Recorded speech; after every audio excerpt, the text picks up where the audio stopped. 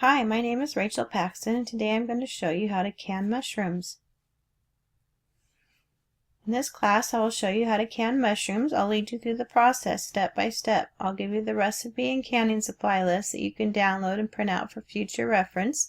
You will also gain the confidence you need to try more pressure canning recipes on your own.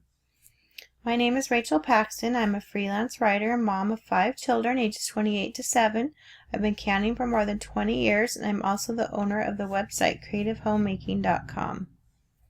For this recipe, you're just going to need mushrooms, salt, which is optional, and fruit fresh, which is also optional. You'll need a pressure canner, a jar lifter, and pint or half pint canning jars. You'll need a dial gauge pressure canner. There are several kinds of pressure canners. This is the dial gauge. This is the one I'm going to show you how to use today. You can't can these with a boiling water canner, so if you don't have a pressure canner, you'll need to get one. There's a link to this for Amazon in your supply list. You can find that in your course materials if you need to order one. You need a jar lifter for putting your jars in and out of the pan. The first thing you need to do is sterilize your jars, rings, and lids in the dishwasher. If you don't have a dishwasher, you can boil them in boiling water on the stove to sterilize them, but the easiest place to do it is in the dishwasher. First, you need to fill your pressure canner with about 3 inches of water and start bringing it to a boil. This recipe is really easy. It just has a few steps. First, you need to select the mushrooms you want to can. I know it's tempting to can wild mushrooms, and some people probably do can them. And if you do, that is your choice, and you do it at your own risk. But the National Center for Food Preservation says that it is not safe to home can wild mushrooms. So I do not recommend that you do that. I am canning mushrooms that I bought at the store. You might wonder why you would want to do that when you can just buy canned mushrooms, but I personally can't stand canned mushrooms from the store.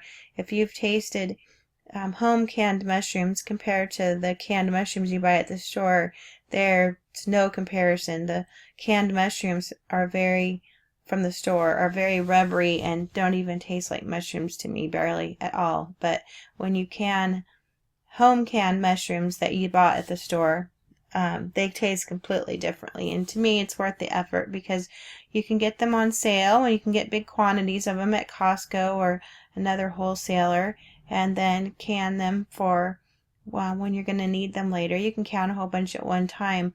The difference in the flavor and the quality is huge, and so it is definitely worth it. If you are canning anyway, you might as well can some mushrooms so you have them when you want them as a side dish, or you want them for homemade pizza or something like that. So I bought this container of mushrooms. You want to trim any bad spots off the mushrooms. If your mushrooms are small like these, you won't need to cut the mushrooms in half, but if your mushrooms are larger, you can cut them in pieces that'll fit in the jar. You want to cut off the stems and any bad spots. There's a lot of dirt hiding in your mushrooms, and just rinsing them off isn't enough to get the dirt out. So you want to soak your mushrooms in cold water for at least 10 minutes, and this will suck out a lot of the dirt, and the dirt will end up in the water. So you don't want to keep this water. It'll be really dirty, so you want to dump the water out and to rinse the mushrooms really well. Next, you need to cover them with water in your stock pot and boil them for 5 minutes. Now you want to place a 1/4 teaspoon of salt and 1/8 of a teaspoon of fruit fresh into each jar. This step is optional. The salt is only for flavor purposes, so if you don't want added salt, you don't need to put the salt in. The fruit fresh is to help preserve the color of the mushrooms, and if you don't have fruit fresh, you can also place a 500 milligram vitamin C tablet in each jar, and that will have the same effect. So this is also optional, but it will help preserve the color of the mushrooms if you do this. After you've boiled the mushrooms for 5 minutes, you want to ladle them into your sterilized canning jar, leaving 1-inch headspace. The head space is the amount of space between the top of your water and mushrooms and the top of the jar. It's important you have the correct amount of head space when you're pressure canning. Your food will expand during the processing time, and it needs to have enough room to expand so your jar doesn't explode. I used the water that was in the pan when I boiled the mushrooms to put in the jars, and if you run out of water, add additional hot water. Next, wipe the rims of the jars with a damp paper towel or dish towel to make sure you get a good seal on your jars, and place the lids and rings on your jars just finger tight. Place your jars in your canner. The water should be about halfway up the jars. Their jars will not be covered like they are in a boiling water canner. You want to process the jars at 11 pounds pressure for 45 minutes for pints or half pints. If you live above 1,000 feet in elevation, you're going to need to increase the amount of pressure that you use. So check your altitude adjustment chart in the course materials.